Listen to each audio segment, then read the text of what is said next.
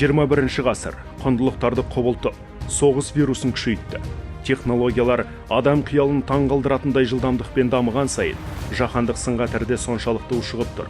Алдағы 10-15 жылда әлем қай бағытта дамитынын ешкім дөп басып айта алмауда. Мемлекеттер арасындағы бәсекелестікті үшінші күштер пайдаланып, бейбіт ортаны бүлдіру белең алып тұр. Державалар үшін күш қаруда, ал Қазақстанның күші бірлігінде. Алдағы университеті қазақстандық студенттерге бөлінетін грант санын 50-ге жеткізді. Бұл Қазақстанның бас мүфтиінің еңбегі. Университетімізде бүгінде 300 қазақстандық тәлімгер білім алуда. Бұл азаматтардың барлығы еліне оралып қызмет ететін болады. Олар терроризм сияқты қауіпке біліммен тойтарыс беретін білікті мамандар. Осы дамыған ел қандай болады? Жауабы күрделі және көп өлшемді ұғым. Біреу әскери өнеркәсіптік кешеннің әлеуетімен сес көрсетеді. Ал біздің елдің қуаты азаматтарының біліммен өлшенеді.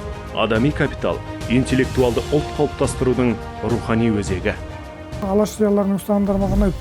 Олар өздерінің анау газеттерін шығарған кезде қазақ газетіне анау штатындағы суретін киіз үйдің есігін шығысқа қаратып, түңлігін батысқа қаратып. Неге десеңіз, ғылым мен өркениет батыста, біз оны аламыз, бірақ мораль мен ақылақ мінез ол шығыста. Сондықтан біз шығыстық менталитеттен айнымауымыз керек деген сөз. Ішкі жүйені қалыптастыратын руханият материалдық құндылықтарға ешқашан кедергі келтірмейді. Керісінше екеуі біріккен кезде нағыз мықты адам туады. Бірінші кезекте бізде енді қазақ халқы сонау ғасырлардан бері салт санасына ислам діні сіңірді. Сондықтан енді мұсылман еліміз, ислам мемлекеті деп айтпаймыз, жалпы мұсылман еліміз.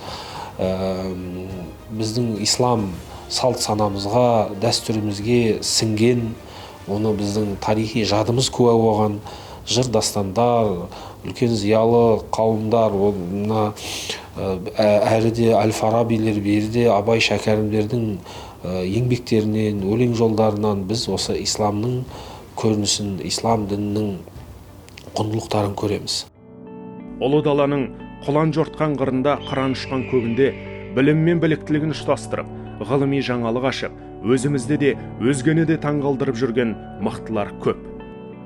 Қазақстан өзі зайырлы мемлекет ретінде әртүрлі діннің қызмет етуіне, адамдардың өзінің діни наным-сеніміне байланысты таңдалуына жағдай жасаған мемлекеттердің бірі. Әрбір қазақстандық елдің дамуына азамат ретінде өз үлесін қосса, елдің дамуы да, елдің болашағы да өте жақсы болады деген сенімдемін.